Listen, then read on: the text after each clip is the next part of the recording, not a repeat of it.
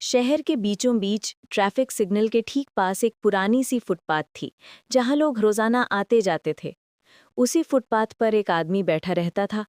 फटे कपड़े, बिखरी दाढ़ी, धूल से भरा शरीर और आंखों में गहरी खामोशी। उसका नाम था रामू। उम्र लगभग 50 के आसपास होगी, पर गरीबी और मुसीबतों ने उसे 70 का दिखा दिया था। सुबह से लेकर रात तक लोग उसे देखते। कभी कभी कोई 2 रुपए दे जाता, कोई पानी की बोतल रख जाता और कोई बिना देखे निकल जाता, जैसे वो इंसान नहीं, इस दुनिया का एक अदृश्य हिस्सा हो। लेकिन रामू कभी शिकायत नहीं करता था। वो हर आने जाने वाले को एक छोटी सी मुस्कान देता और धीरे से कहता, भगवान आपका भला करे बेटा। कुछ साल पहले तक रामू भी किसी और आम इंसान की तरह ही था, एक मजदूर। वो गांव का रहने वाला था और अपने परिवार के खातिर शहर में आकर दिहाड़ी मजदूरी करता था। पत्नी बीमार रहती थी, बेटा पढ़ाई कर रहा था और छोटा सा घर था जहां रात को लौटने पर उसे शांति मिलती थी। लेकिन जिंदगी अचानक करवट बदलती है। एक दिन रामू के बेटे को तेज बुखार हुआ। गांव में डॉक्टर और दवाई दोनों की कमी थी। रामू पैसे कमाने शहर में था, पत्नी अकेले बेटे को संभाल नहीं पाई। दवाई मिलने से पहले ही बच्चे ने दम तोड़ दिया। उस सदमे ने रामू की पत्नी को भी तोड़ दिया। 1 महीने के अंदर वो भी चल बसी। रामू की दुनिया ही खत्म हो गई। ना परिवार, ना कोई सहारा। दुख और मानसिक आघात ने उसे बिल्कुल अकेला कर दिया। काम पर भी ध्यान नहीं दे पाया, जिससे ठेकेदार ने निकाल दिया। किराया ना दे पाने के कारण घर भी छूट गया और धीरे धीरे वो फुटपाथ का हिस्सा बन गया। रामू भले ही गरीबी में था, लेकिन उसके अंदर इंसानियत अभी भी जिंदा थी। एक दिन सड़क पार करती एक छोटी बच्ची लड़खड़ाई और गिर पड़ी। उसके हाथ से टिफिन भी गिर गया और खाना सड़क पर फैल गया। बच्चे की आंखों में आंसू आ गए। सड़क पर खड़े लोग तमाशा देखते रहे, लेकिन रामू लंगलाता हुआ उठकर उसके पास गया। उसने अपने फटे कपड़े से बच्ची का घुटना साफ किया और बोला, रो मत बिटिया, चोट छोटी है, जल्दी ठीक हो जाएगी। बच्ची ने रोते रोते पूछा, आप कौन हो?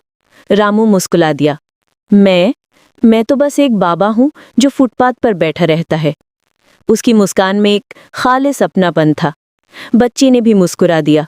तभी उसके पिता रोहन दौड़ते हुए आए। उन्होंने देखा कि रामू बच्ची की मदद कर रहा है। रोहन ने धन्यवाद कहा और कुछ पैसे देने चाहे, लेकिन रामू ने हाथ जोड़ दिए। नहीं साहब, सेवा के बदले पैसे नहीं लेते। रोहन इस बात से प्रभावित हुए।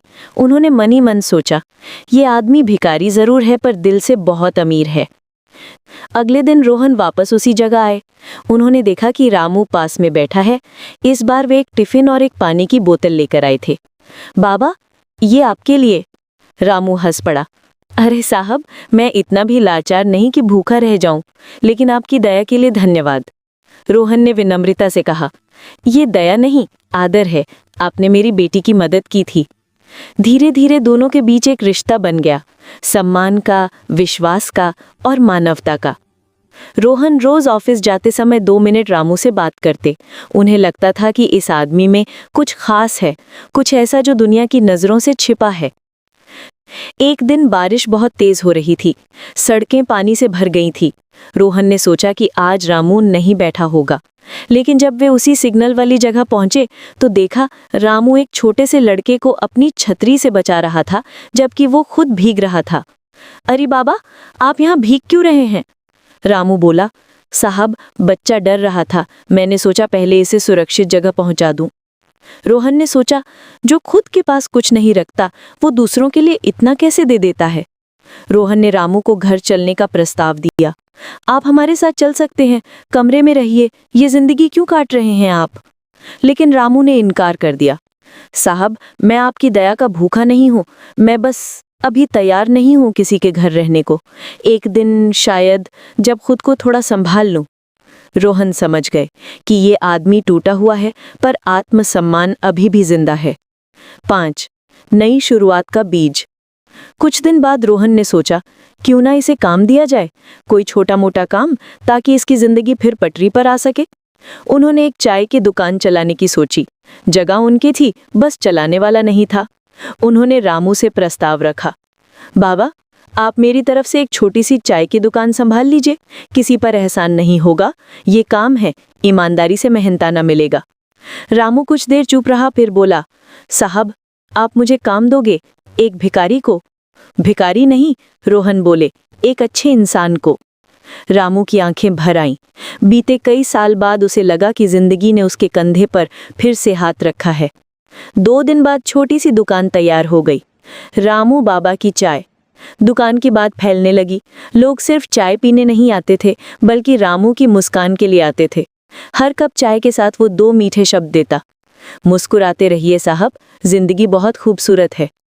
लोग हैरान थे कि जिस आदमी ने जिंदगी से इतना खोया, वो जिंदगी की इतनी तारीफ कैसे कर सकता है।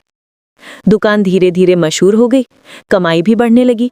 रामू अब साफ कपड़े पहनता था, रोज नहाता था और दुकान के बाहर तुलसी का पौधा रखता था। 7. आत्मविश्वास की वापसी। दिन बीतते गए, रामू अब पहले जैसा टूटा हुआ आदमी नहीं रहा। रोहन ने उसे अकाउंट समझना सिखाया, सामान खरीदना कराया और हर जिम्मेदारी सिखाई। 1 साल बाद दुकान काफी सफल हो गई थी। लोग कहते, रामू बाबा की चाय में कुछ जादू है। रामू मुस्कुराकर कहता, जादू चाय में नहीं बेटा, दुआओं में है।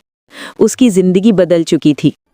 एक दिन रामू को पास के अनाथालय में कुछ बच्चों को चाय और बिस्किट देते देखा गया। रोहन ने पूछा, बाबा ये सब क्यों? रामू की आंखें चमक रही थी। साहब मेरा भी एक बेटा था, मैं नहीं बचा पाया, इसलिए अब हर महीने जितना हो सके मैं इन बच्चों के लिए रख देता हूँ, शायद इससे मेरा दिल थोड़ा हल्का हो जाए। रोहन ने देखा कि इस आदमी का दिल किसी मंदिर से भी बड़ा है। शहर के एक बड़े न्यूज़ चैनल ने रामू की कहानी सुनी और उस पर एक रिपोर्ट बनाई। अगले ही दिन पूरा शहर जान गया कि कैसे एक भिखारी मेहनत और इंसानियत के दम पर खड़ा हो गया। मेयर ने उसे सम्मानित किया। रामू ने मंच पर कहा, मुझे गरीबी ने नहीं हराया था, मैं खुद टूट गया था, लेकिन एक अच्छे इंसान ने मुझे उठाया। अगर हम किसी एक इंसान का हाथ पकड़ लें तो दुनिया बदल सकती है। भीड़ ताली बजाती रही और रामू की आंखों में गर्व के आंसू थे। अब रामू का छोटा सा घर था, दुकान थी, सम्मान था और सबसे जरूरी स्वाभिमान और इंसानियत वापस आ गई थी। कई लोग उससे सीख लेने आते।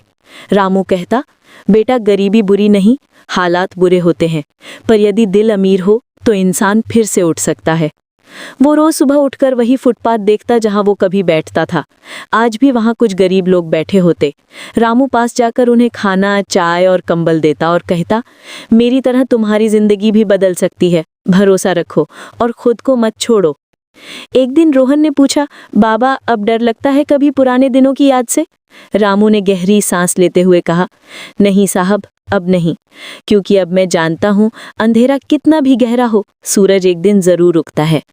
रामू की कहानी सिर्फ एक भिखारी की कहानी नहीं थी, ये उन सभी टूटे हुए लोगों की आवाज़ थी जो जिंदगी से हार चुके थे। आज रामू दूसरों की जिंदगी रोशन करता है, जैसे रोहन ने उसकी कर दी थी।